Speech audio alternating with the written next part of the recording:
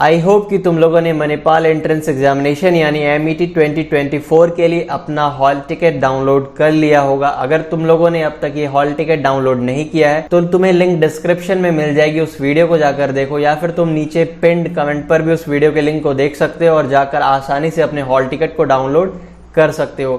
इस वीडियो में मैं तुम्हें इंस्ट्रक्शन जो सारी दी गई है तुम्हारे हॉल टिकट के अंदर, वो सारे इंस्ट्रक्शन तुम्हें आसान तरीके से समझा देता हूं ताकि तुम्हें तुम्हारी एग्जामिनेशन के दिन कोई प्रॉब्लम ना हो। तो चलो एक एक करके सारे इंस्ट्रक्शंस को मैं तुम्हें यहाँ पे बता देता हूँ। चलो भाई देखो तो देखो, ई हॉल टिकट के अंदर जो इंस्ट्रक्शंस दी गई है कि e hall ticket is provisional subject to fulfilment of all eligibility conditions. तो तुम अगर सारी एलिजिबिलिटी क्राइटेरिया को फुलफिल करते हो तभी ये तुम्हारी ई हॉल टिकट वैलिड होगी। All information on the E hall ticket including photograph signature must be clearly visible in the print out. तो तुम कलर प्रिंट निकलवा लेना, तो वहां पे सारी डेटा तुम्हारी क्लियरली विजिबल होगी, तुम्हारा फोटोग्राफ और सिग्नेचर क्लियरली विजिबल होना चाहिए।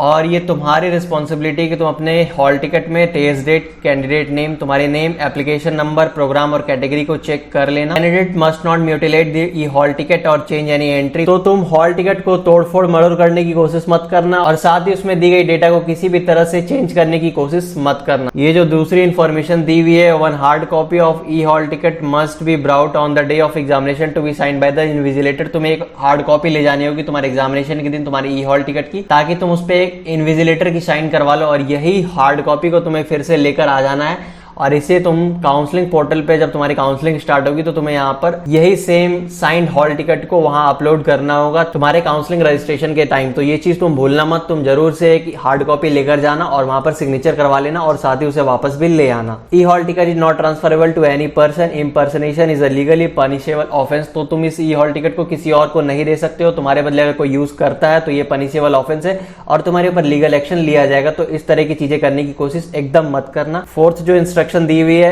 if there are any discrepancy in the hall ticket information, candidate should contact this number or write to this email with the nature of discrepancy immediately on the same day downloading for verification। तो अगर तुम्हारी ई hall ticket में कोई भी information गलत दी हुई है, तुम्हारा नेम या फिर एप्लीकेशन नंबर, प्रोग्राम, कैटेगरी, कुछ भी चीजें गलत दी हुई है, तो तुम इस नंबर पर कांटेक्ट कर सकते हो या फिर उस सेम चीज को इस मेल पर तुम मणिपाल को एज सुन एज पॉसिबल बता देने की कोशिश करो ताकि वो तुम्हें एक करेक्ट हॉल टिकट प्रोवाइड कर पाए, ताकि तुम एग्जामिनेशन के दिन तुम्हें कोई प्रॉब्लम ना हो। तो अब देखो टेस्ट सेंटर में क्या क्या इन्फॉर्मेशन दी हुई है। Report to the selected test centre as per the reporting time mentioned above. तो जैसा तुम्हारा रिपोर्टिंग टाइम लिखा हुआ होगा तुम्हारे हॉल टिकट में, तुम उसी के अकॉर्डिंग अपने टेस्ट सेंटर पे पहुंच जाना। एक हार्ड कॉपी तुम्हारे ई हॉल टिकट का और एक तुम्हारा फोटो आइडेंटिफिकेशन डॉक्यूमेंट होना चाहिए, वो या फिर passport, driving licence, voter I card, Aadhaar, PAN card या फिर स्कूल का या कॉलेज का आई कार्ड तुम ले जा सकते हो। किसी तरह की खाने की चीज, टोबैको, अल्कोहल और नॉन अल्कोहलिक प्रोडक्ट, ये सारी चीजें स्ट्रिक्टली मना है तुम्हें, तो तुम इन सारी चीजों को वहां नहीं ले जा सकते। और तुम अपने वाटर बोतल ले जा सकते हो जिसपे कोई लेवल नहीं होना चाहिए, यानी ट्रांसपेरेंट वाटर बोतल होना चाहिए, जैसा सारे एग्जामिनेशन में इंस्ट्रक्शन दिया हुआ होता है। थर्ड इन्फॉर्मेशन भी वही जनरल इन्फॉर्मेशन कि तुम जो भी अपने बिलोंगिंग्स लेकर जाओगे, मणिपाल उसके लिए रिस्पॉन्सिबल नहीं होगा। अगर तुम्हारी वो चीजें खो जाती है तो ये तुम्हारी रिस्पॉन्सिबिलिटी होगी, इसलिए जो जरूरत की डॉक्यूमेंट है एग्जाम के लिए बस वही चीजों को लेकर जाना और कोई एक्स्ट्रा चीज वहां पर लेकर मत जाना। अब देखो मणिपाल एंट्रेंस टेस्ट के अंदर क्या क्या इंस्ट्रक्शन दिया हुआ है। कैंडिडेट को एग्जाम देने के लिए परमिशन नहीं दिया जाएगा अगर वो एक हार्ड कॉपी अपने हॉल टिकट की नहीं ले जाता। There will be a pre test registration process prior to the start of the actual test. तो जो तुम्हारी एक्चुअल टेस्ट स्टार्ट होगी उससे पहले एक प्री टेस्ट रजिस्ट्रेशन प्रोसेस होगा, यानी कि वहां तुम्हें कुछ डेटा एंटर करने दिया जाएगा या फिर लॉग इन करने के लिए, वो सारी चीजें जो है प्री टेस्ट रजिस्ट्रेशन प्रोसेस जो है वो पहले हो जाएगी।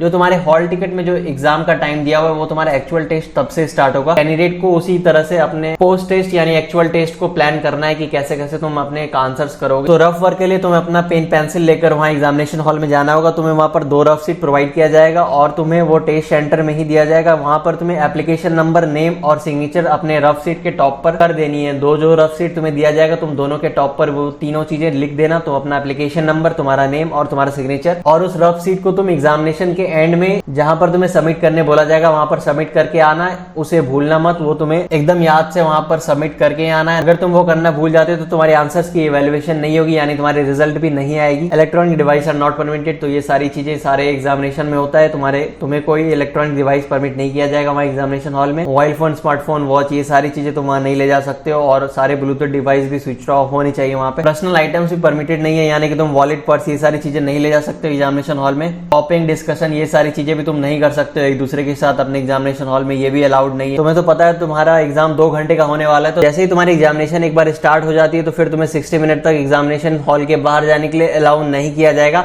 अगर तुम वैसा करते हो किसी भी रीजन से तो फिर तुम्हें वापस आकर रिज्यूम करने का चांस नहीं दिया जाएगा, फिर से तुम री एंटर नहीं कर सकते हो। और तुम मणिपाल की इस वेबसाइट पर जाकर देख सकते हो टेस्ट ड्यूरेशन क्या है, टेस्ट की सिलेबस क्या है और मार्किंग स्कीम क्या है। ये सारी चीजें आई होप तुम्हें पहले से पता होगी और तुमने अच्छे से प्रिपरेशन कर लिया होगा। अब जो इंपॉर्टेंट नोट में दिया हुआ है कि तुम इस मणिपाल की इस वेबसाइट पर जाके गाइडलाइंस देख सकते हो, कितने अटेम्प्ट तुम दे सकते हो, और जैसे तुम टेस्ट सबमिशन कर दोगे तो ओवरऑल टेस्ट स्कोर जो है वो वहां पर तुम्हें नहीं दिखाया जाएगा उस टाइम, और डिटेल्ड स्कोर जो है 72 आवर्स के बाद मणिपाल की वेबसाइट पर आ जाएगी। अगर कैंडिडेट जो दिए गए इंस्ट्रक्शन को फॉलो नहीं करते हैं, अगर कोई भी सस्पिशियस एक्टिविटी ऑब्जर्व की जाती है कैंडिडेट के बिहेवियर को देखकर उसके एग्जामिनेशन के टाइम, तो मणिपाल के पास राइट है वो तुम्हारे वेरिफिकेशन के लिए सीसीटीवी फुटेज, तुम कैसे एग्जामिनेशन के क्वेश्चन को अटेंड किए हो, किस पैटर्न में अटेंड किए हो, वेरिफिकेशन तुम्हारे रफ शीट की वेरिफिकेशन की जाएगी और सारे जो हमारे बिहेवियर है उसे चेक किया जाएगा। और अगर किसी भी तरह की इलीगल एक्टिविटी पाई जाती है तो तुम्हें डिस्क्वालीफाई कर दिया जाएगा। तो ये सारे इंस्ट्रक्शंस को तुम ध्यान रखना, और अगर अब तक हॉल टिकट डाउनलोड नहीं किए हो तो जाकर हॉल टिकट को भी डाउनलोड कर लो। साथ ही साथ तुम्हें डिस्क्रिप्शन में और पिन कमेंट में हमारी पर्सनल काउंसलिंग गाइडेंस की फॉर्म मिलेगी, तुम उसे फिल कर सकते हो। और अगर तुम्हें कोई प्रॉब्लम है तो तुम नीचे दिए गए लिंक से इंस्टाग्राम पर कनेक्ट करके वहां पर भी बात कर सकते हो। और अगर तुम्हें किसी इंस्ट्रक्शन को समझने में कोई प्रॉब्लम हो रही तो तुम नीचे कमेंट कर सकते हो। साथ ही साथ अच्छे से प्रिपेयर करो अपने एग्जामिनेशन के लिए। All the best.